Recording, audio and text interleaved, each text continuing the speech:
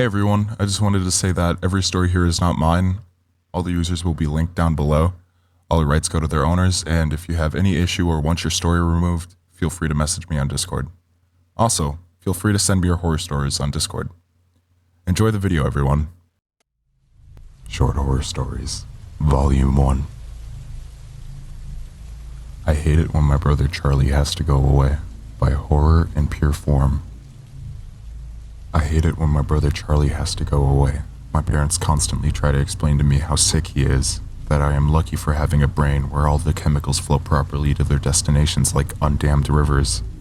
When I complain about how bored I am without a little brother to play with, they try to make me feel bad by pointing out that his boredom likely far surpasses mine, considering he's confined to a dark room in an institution. I always beg for them to give him one last chance. Of course, they did at first. Charlie has been back home several times, each shorter in duration than the last. Every time without fail, it all starts again. The neighborhood cats with gouged out eyes showing up in his toy chest.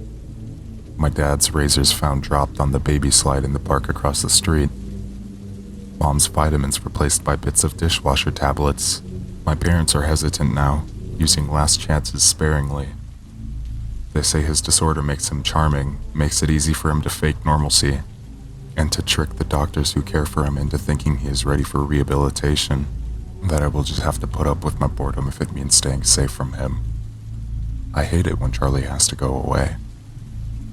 It makes me have to pretend to be good until he is back. Number 2. Hell, by Mean Pete. There was no pearly gate. The only reason I knew I was in a cave was because I had just passed the entrance. The rock wall rose behind me, with no ceiling in sight. I knew this was it. This was what religion talked about. What man feared. I had just entered the gate to hell. I felt the presence of the cave as if it was a living, breathing creature. The stench of rotten flesh overwhelmed me. Then there was the voice. It came from inside and all around. "Welcome. Who are you?" I asked, trying to keep my composure. You know. The thing answered. I did know. "You are the devil." I stuttered, quickly losing my composure. "Why me? I've lived as good as I could." Silence took over the space as my words died out. It seemed like an hour went by before the response came. What did you expect?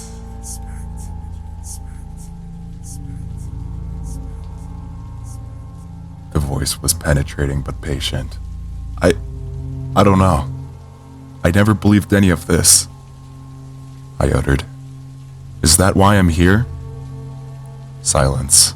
I continued. "They say the greatest trick you've ever pulled was convincing the world you don't exist." No, the greatest trick I've ever pulled was convincing the world that there's an alternative.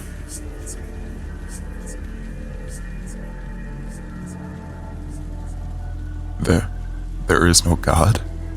I shivered. The cave then trembled with the words. I am God.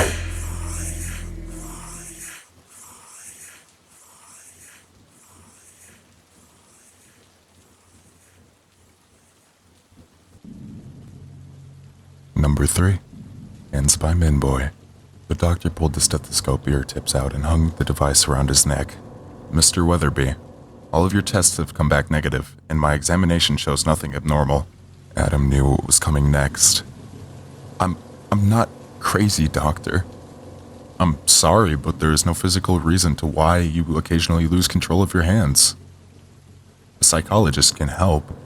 I don't need therapy, I need answers. They seem to have a life of their own. I can't hold a job, I'm under investigation for assault, I almost killed my neighbor, this can't go on, I'll try anything at this point. After 2 weeks on a new medication, Adam saw no progress and grew increasingly depressed. He was convinced that, despite what the doctors said, it was not a psychological problem. That night, a frustrated and angry Adam sat in a chair and drank bourbon. Drunk and hopeless, he stumbled to the garage and started the table saw, then slowly lowered his wrist toward the screaming blade. Detective Armstrong entered the garage where several uniformed officers stood over the blood-soaked body. "So what do we got?" he asked, taking in the blood-splattered scene. "This is a weird one, Detective."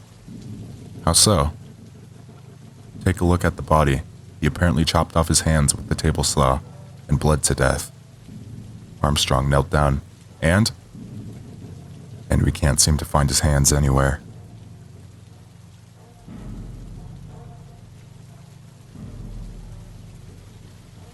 Number 4. My favorite support group. By I Post at Midnight. Look, I'll be the first to admit I'm a complete bastard. I'm also lazy. I'm only here to find the idiot because there's almost always an idiot. The support group is pretty typical. We connected online, decided on a quiet place, and now we're all sitting cross-legged in a circle. Real kumbaya crap. Jerome takes the lead, pouring everyone a cup of tea as he starts talking. "I'm Jerome. You can drink your tea, but only after explaining why you're here. I'll start." Jerome tells us he's never been loved. I can see why. I mean, the guy's ugly as sin. He sips his tea while the mousy chick speaks next. Miu. She says, "My parents. Short and sweet, no blubbering, gotta admire Miu. She's probably not the idiot." Next to talk is a legless veteran, broke businessman, a needle-tracked junkie, and a diseased old crone. Then it's my turn. "I'm an ass. Everyone hates me." I take a loud, annoying slurp of oolong as the fat kid with the black eye goes next, telling his boring fat kid sob story. Afterwards, we're all sitting quietly when Jerome keels over. Then Miu's eyes roll back, and she slumps forward. Only the fat kid reacts. What's happening?" He whines. "I thought this was a suicide support group." "Found the idiot." "It is," I say, spitting out my mouthful of tea. "They support it." "No one wants to die alone, kid." Oh, how ghost white he turns, looking into his cup. I love it. These suicide meetups are a sadist's dream, and I never have to lift a finger. Told ya. I'm a lazy bastard.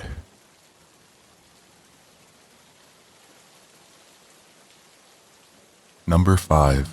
So I Lost My Phone, by Lynx. Last night, a friend rushed me out of the house to catch an opening act at a local bar's music night. After a few drinks, I realized my phone wasn't in my pocket. I checked at the table we were sitting at, the bar, the bathrooms, and after no luck, I used my friend's phone to call mine. After 2 rings, someone answered and gave out a low, raspy giggle and hung up. They didn't answer again, and I eventually gave it up as a lost cause and headed home. Found my phone, laying on my nightstand, right where I left it. Number 6, Mommy's Home by Unknown. If you hear this and you were the one who wrote this, send me a link to one of your socials so I can link it. Anyway, let's begin. Father is laying in bed after just waking up. He grabs the baby monitor and walks to his desk in his office at home. He has his baby on the baby monitor and hears his wife singing to her. He cracks a smile as he hears his wife, "Go to sleep, go to sleep," when suddenly the front door opens up, and his wife comes in with groceries. The last thing I saw was my alarm clock flashing 12:07 before she pushed her long, rotting nails through my chest, her other hand muffling my screams. I sat bolt upright, relieved it was only a dream, but as I saw my alarm clock read 12:06, I heard my closet door creak open. Now time for a classic. Growing up with cats and dogs, I got used to the sounds of scratching at my door while I slept. Now that I live alone, it is much more unsettling. Specimen 6 from Spooky's Jumpscare Mansion. There was once a strange merchant. He made handmade puppets and trinkets. Children adored his shop. But his business became so successful it began to disturb the economy and invoke the wrath and scorn of other local shopkeepers. The shopkeepers and townspeople tossed his puppets into the river to express their hatred. At this, the merchant exclaimed that his children were drowning and he dove into the river to save them. As a result, he also drowned. While not what they had in mind, this satisfied the townspeople and shopkeepers. After his death, the children of the village began to disappear one by one, to be replaced by the puppets in their own image. Specimen 6 was eventually found floating in a reservoir where a town once was. Now before I end this one is one of my favorites from one of my viewers, and this is what actually inspired me to make this video. This one is by Curving Nugget. Check out his channel in my description. There were once 3 friends. They did everything together. They went shopping together, eating together, and even hanging out together. 3 months later, one of the friends was being bullied by others. The bullied friend later told their 2 friends.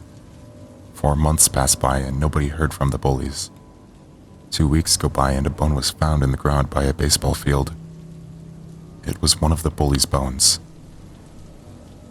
Later on, it was figured out that the 2 friends were targeting the bullies one by one and dismembering them bit by bit, and hid their remains in separate holes in the baseball field of their school. And that concludes our video here. I'll have a volume 2 out soon. I hope you guys enjoyed this one. See you next time. Sweet dreams, everyone.